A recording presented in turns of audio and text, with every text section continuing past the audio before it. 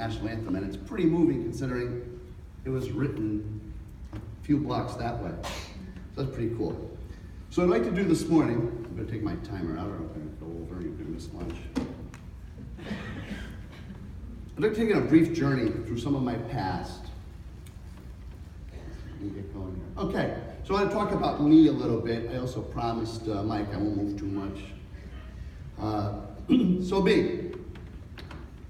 I was an EMT at age 16, which in and of itself is probably not a good idea, but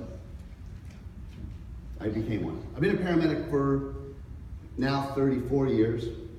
I joined the fire department pre-OSHA at 16. I've been a career fire deputy chief now. I've been in fire service for 32 years. A very long history of bad calls. And I'm known locally as a shit magnet, which I'm sure most of you are as well. That's a picture of me a long time ago. So let me ask everybody, how many times have you been asked? I can only imagine. I can barely see you guys because the spotlight's been. Has anybody been asked that? I can only imagine. So I just thought about it while Dr. Lee was talking. Do me a favor as a CISM responder, don't ask that question. Because you might not be able to imagine, which is what I learned. So the birth of CISD, I'm so old doing this, it was called CISD, not CISM, was in Bridgeport on April 23rd, 1987. I was a young paramedic, one of the few paramedics in Fairfield County at the time, actually, when the building collapsed in Bridgeport. There's the side A of it. We didn't have side A's back then. But we had a building collapse. They no longer perform lift slab processes in Connecticut because of that. 16 stories collapsed. 28 construction workers died. I was one of the few paramedics that worked there for a couple of days. The recovery process lasted 9 days. There was probably 3,000 or 4,000 workers involved in that process. So, along comes Dr. Mitchell, younger Dr. Mitchell. And I think, I wouldn't go, so I think they held one debriefing, and one person came of 4,000 responders. This is hokey. So there's no buy-in at all. So at Yale, some months later, he gave a class. And I think Pete Volkman said it last night as well. I literally had nothing to do. I went to the class. And he dragged me in hook, line, and sinker. And about 12 of us started this Connecticut then CISD team.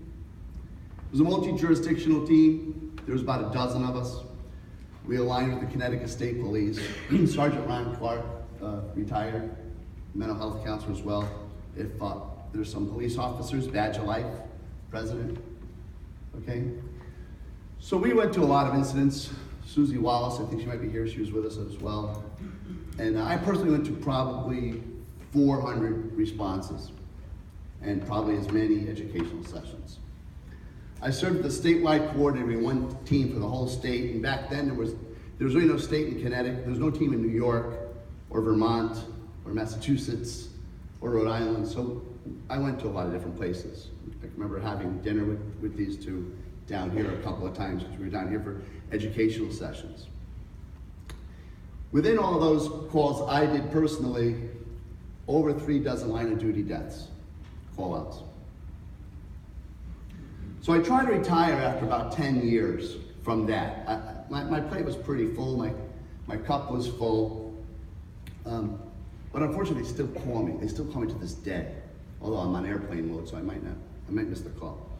So, but they call me for the bad ones. Hey, we got a line of duty death. Or just a few months ago, they called me for a fire engine had been hit by a car on a highway. I haven't been to a team meeting in probably a dozen years. I don't have an ID card. I don't have the coat anymore. At least I had one. It doesn't fit me anymore. But I have no formal connection to the CISD team other than my past behavior. But I still get called. So moving forward, where we're trying to get to today, I suppose. I don't want to be that dog back this, but the only thing is to see sleeping on its side.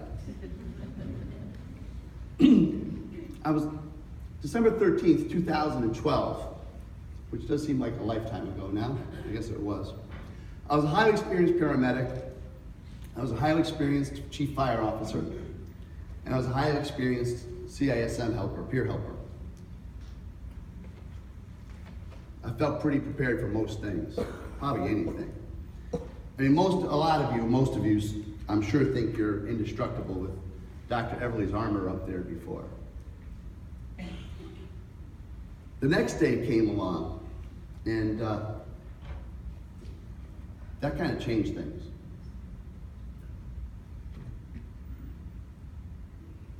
Hello. Okay. So I grew up in Newtown, where Sandy Hook is located. The town of Newtown, it's western Connecticut, right along I-84. Now I live in the woods, about 10 minutes north of there. But I still know everybody in that town. That day I was off duty, I was listening to the radio traffic because I never shut it off. And I heard something I've never really heard before, was our Connecticut State Troopers, who are fantastic. And they were frantic on the radio. And they have a trunking system, so only a few people outside of them can listen to them. But very uncharacteristic. And I was like, that's really weird. And they were yelling and screaming for a lot of EMS. So I called our paramedic manager for my city. We worked together very closely. He didn't know what was going on either. So I said, you know what, you better head that way. They apparently need help. He said, they still haven't called. There was a lot of chaos. I'm not going to get into a technical critique of this incident because you've been to some of them before. This was really chaotic. So there's still a lot of radio chaos. When I pulled up at the Sandy Hook Firehouse, a place I know very well, I grew up at, there was only one guy in front of the firehouse, a fire police guy. I know him very well. And I said, I began to feel foolish. I said, is this a drill? And he said, no, it's not a drill. The local EMS in that town volunteer with paid paramedic.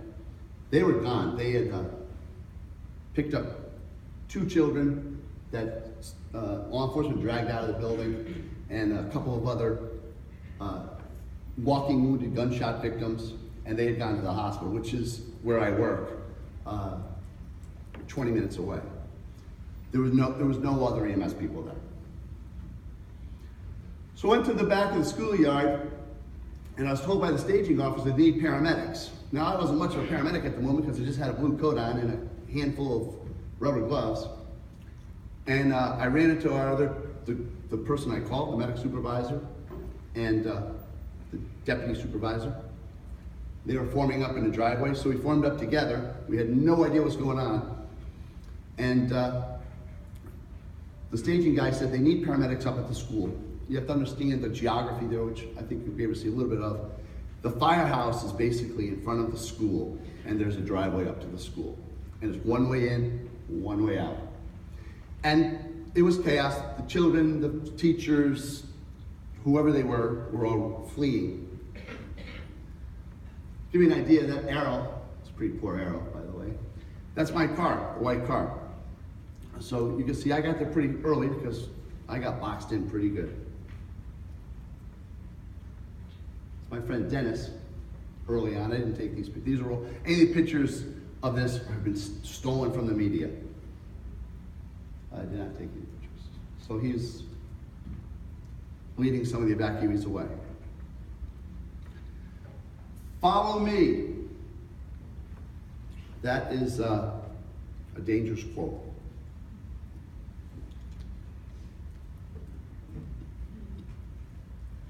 So State Police Sergeant lives in my town. Known him forever. He came up to the 3 of us as we were hunkered down behind a car in a parking lot because it was a very active scene and we had no idea what we were doing. He had his gun out. He was a pretty peaceful state trooper typically, and he ordered us, follow me. We charged the school. And I was like, what are we doing? There was no briefing. There were no details.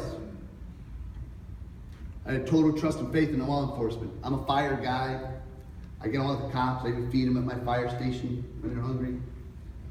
Let them sleep in the TV room if they're really tired. They have a tough job. I don't want to be a cop Good luck with that.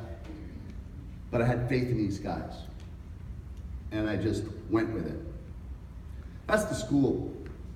I don't have the laser pointer, but the assailant went in where it says entrance. The door was locked. It's a glass entryway. He shot his way in. The victims are within that circle, basically. We entered to what is your far left. And this is the firehouse. But the firehouse is more to the left of the screen. This is the layout of the school. We came in down here. There's no door, but down here to the bottom right, I suppose, if you're looking at it, there's a door there. That's the kindergarten area. And again, we had a state trooper with us as we ran across the schoolyard, and we hooked up with a couple other state troopers and local law enforcement with long guns, AR-15s, so forth. And I'm like, okay, this is crazy. Actually, there was one comical moment of this whole day. I think I have enough time because I think we're going too fast. But a friend of mine is an EMT, and friends forever, and she has a husband who's a cop, and he's her hero and everything. I had never met him, but I knew he was a cop in this town. And we entered the hallway, and he's about 6'13", and I'm only like 5'13". So we started down the hallway, and again, I was like, okay, this is nuts. And he was behind me, and with his AR-15 or whatever, his M16, just about resting on my head, and he went, "You're Bernie." And I went, "You're Will. Good to meet you." That was about the only thing funny about this whole thing. So we're escorted into the school with the cops all around us. And I mean, we did not know. Initially, they thought there were more than one shooter, which you're seeing that now with all these other things. The recent one, Texas. So I think we more or less invented this rescue task force idea. It was, I don't know what that meant then. Still no details. And as my friends were resting their guns on my head, and we're looking down the hall, they waved us into one of the classrooms. So again, there's three paramedics and maybe 10 cops. So the first reaction was, and actually it's actually on my police report, was holy shit. And I've seen a lot of bad things in my day. There was multiple bodies, mostly small children. We did a quick scan and triage, more like a visual triage, and most of what we saw were injuries incompatible with life, which also doesn't compute with the Connecticut EMS protocols. You can't leave a child dead under 16 in Connecticut. So we went out back to the hallway, slithered down the hallway again in that conga line that law enforcement does. And there was another classroom, and there were more bodies. We did another quick visual triage. Again, injuries incompatible with life, and at that time, the apparent shooter, who was also deceased. We went back to the hallway. We made our way to the lobby. There were two more adult victims. Again, injuries incompatible with life. We hunkered down to a secure forward staging area, which I know it is now, but I don't think they had termed it then, and talked about other assailants. And we had a little powwow in a secure hallway with everybody looking out. Okay? So I began to realize this is really bad, even for Bernie. And I started to detect personal reactions, which the first one I learned was my mouth goes dry when I'm really stressed out, which had never occurred before. So we needed some equipment, we needed some triage tags. So I hooked up, I said to the other two, I'll go get the stuff. So I went down, the way we came in, hooked up with another couple of cops, because we still thought we were in a hot zone, and I ran out to the rescue truck. And I gathered equipment and triage tags, and something in the back of my head was Jeff Mitchell